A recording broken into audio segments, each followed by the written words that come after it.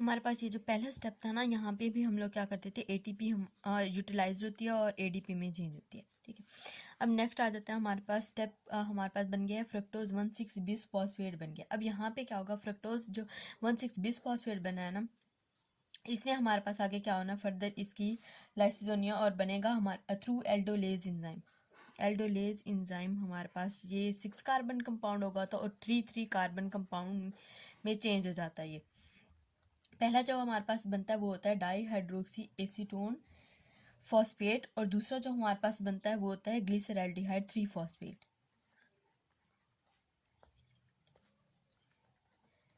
3 phosphate और ग्लिसरैल्डिहाइड 3 phosphate. फिर जो है हमारे पास डाई हाइड्रोक्सी एसीटोन फॉस्फेट बना है ना, ये भी क्या हो जाता है, चेंज हो जाता है हमारे पास ग्लिसरैल्डिहाइड 3 फॉस्फेट में through enzyme triose phosphate isomerase enzyme. ये भी किस में चेंज हो जाता है, हमारे पास ग्लिसरैल्डिहाइड 3 फॉस्फेट में। मतलब अब हमारे पास क्या था, ग्लूकोज जो था 6 कार्बन कंपाउंड था, 6 कार्बन कंपाउंड से हमारे पास क्या बन जाते हैं, एक 3 कार्बन कंपाउंड बनता है, दूसरा भी हमारे पास 3 कार्बन कंपाउंड बनता है। फिर जो हमारे पास डाईहाइड्रोक्सी एसीटोन फॉस्फेट है वो ग्लिसरैल्डिहाइड 3 फॉस्फेट में चेंज हो जाता है। इस तरह से हमारे पास 2 ग्लिसरैल्डिहाइड 3 फॉस्फेट बन जाते हैं। अब इन हमारे पास 2 ग्लिसरैल्डिहाइड 3 फॉस्फेट से आगे हम लोग पढ़ेंगे कि क्या बनता है। अब क्या होगा कि हम पहले मतलब एक केक की बात कर लेते हैं कि एक हमारे पास ग्लिसरैल्डिहाइड 3 फॉस्फेट से क्या बनेगा, फिर मतलब वो दूसरी तरफ भी वही रिएक्शन होगा। अब क्या होता है कि हमारे पास ग्लिसरैल्डिहाइड 3 फॉस्फेट है, यहाँ पे हमारे पास क्या होगा, रिवर्सिबल रिएक्शन होता है और यहाँ पे बनता है हमारे पास 1,3-बिस फॉस्फोग्लिसरेट, बिस फॉस्फोग्लिसरेट बन जाता है। और यहाँ पे क्या होगा, NAD से हमारे पास क्या बनता है, NADH। और यहाँ पे जो एंजाइम हमारे पास यूज होगा वो होता है ग्लिसरैल्डिहाइड 3 फॉस्फेट डिहाइड्रोजिनेज एंजाइम यूज होता है यहाँ पे।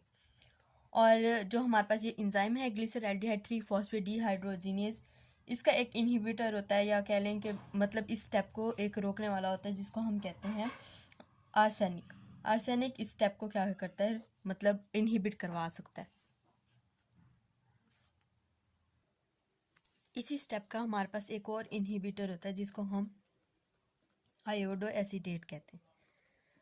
ठीक है, अब हमारे पास क्या बन गया है, 1,3-बिस फॉस्फोग्लिसरेट बन गया। 1,3-बिस फॉस्फोग्लिसरेट से हमने आगे क्या बनवाना है, अब आगे भी हमारे पास जो होगा ना वो क्या होता है, रिवर्सिबल रिएक्शन होता है। ठीक है, और यहाँ पे जो एंजाइम यूज होता है वो होगा फॉस्फोग्लिसरेट काइनेज एंजाइम। और यहाँ पे क्या बनता है हमारे पास, एटीपी बनती है, एडीपी से एटीपी बनती है। और एटीपी ये जो बनी है ये इसलिए हम इस स्टेप को क्या कहते हैं, ये हमारे पास सबस्ट्रेट लेवल फॉस्फोराइलेशन हो रही है, सबस्ट्रेट लेवल फॉस्फोराइलेशन। और यहाँ पे जो हमारे पास प्रोडक्ट बनती है वो होता है थ्री फॉस्फोग्लिसरेट बन गया। अब ये जो हमारे पास ये वाला स्टेप था जिसमें हमारे पास ग्लिसरैल्डिहाइड 3 फॉस्फेट से 1,3-बिस फॉस्फोग्लिसरेट बना था, ये हमारे पास इस स्टेप को क्या कहते हैं कि ये हमारे पास first oxidation reaction of glycolysis.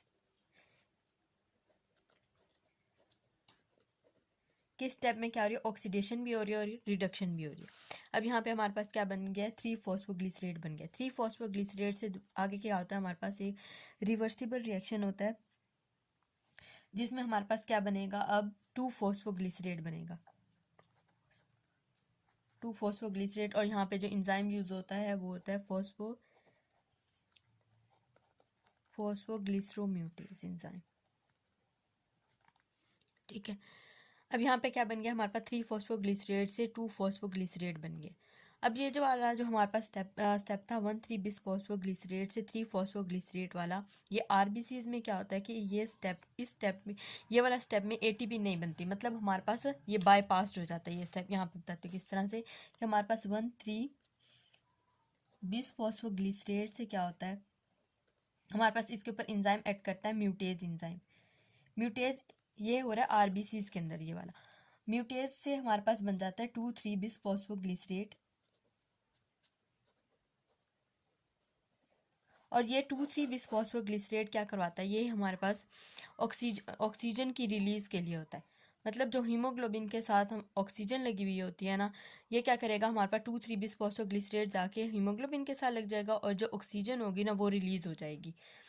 ठीक है, ये वाला स्टेप मतलब हमारे पास यहाँ पे जो इस स्टेप में एटीपी बनती है ना, आरबीसी में ये वाला स्टेप क्या हो जाता है, बाईपास हो जाता है। यहाँ पे कोई भी एटीपी नहीं बनती, बल्कि क्या हो जाता है, ये ऑक्सीजन की रिलीज के लिए इंपॉर्टेंट होता है आरबीसी के अंदर। अब जो हमारे पास 2-फॉस्फोग्लिसरेट बना, इसके ऊपर एंजाइम एक्ट करता है जिसको हम कहते हैं इनोलेज एंजाइम। इनोलेज एंजाइम के थ्रू बन जाता है हमारे पास फोस्फोइनोल पायरुवेट। फोस्फोइनोल पायरुवेट बन जाएगा। अब जो हमारे पास होता है ना, आगे होगा इरिवर्सिबल स्टेप। इरिवर्सिबल स्टेप और लास्ट स्टेप ऑफ ग्लाइकोलाइसिस होगा। अब जो हमारे पास लास्ट स्टेप होता है उसमें क्या होगा कि फोस्फोइनोल पायरुवेट से पायरुवेट बनता है। यहाँ पे क्या होगा कि हमारे पास एटीपी क्या होगी, सिंथेसाइज्ड हो जाती है। ठीक है, इसको भी हम क्या कहते हैं, सबस्ट्रेट लेवल फोस्फोराइलेशन कहेंगे। और यहाँ पे जो एंजाइम हमारे पास यूज़ होता है वो क्या होता है, पायरुवेट काइनेज एंजाइम यूज़ होता है और इसको रेगुलेट करवा रहा होता है फ्रक्टोज 1,6-बिसफॉस्फेट। ठीक है, अब क्या होगा, ये जो फ्रक्टोज 1,6-बिसफॉस्फेट है वो कौन से स्टेप में बनता था, ये वाला फ्रक्टोज 6-फॉस्फेट से फ्रक्टोज 1,6-बिसफॉस्फेट। अब अगर तो हमारे पास PFK1 की एक्टिविटी ज़्यादा होगी ना, PFK1 की एक्टिविटी ज़्यादा होगी, ठीक है, तो क्या होगा कि हमारे पास ज़्यादा फ्रक्टोज 1,6-बिसफॉस्फेट बनेगा और वह ज़्यादा इसको क्या कराएगा, पायरुवेट काइनेज की एक्टिविटी को भी ज़्यादा कर जाएगा। इसको हम कहते हैं फीड फॉरवर्ड रेगुलेशन। इसको हम फीड फॉरवर्ड रेगुलेशन कहते हैं। ठीक है,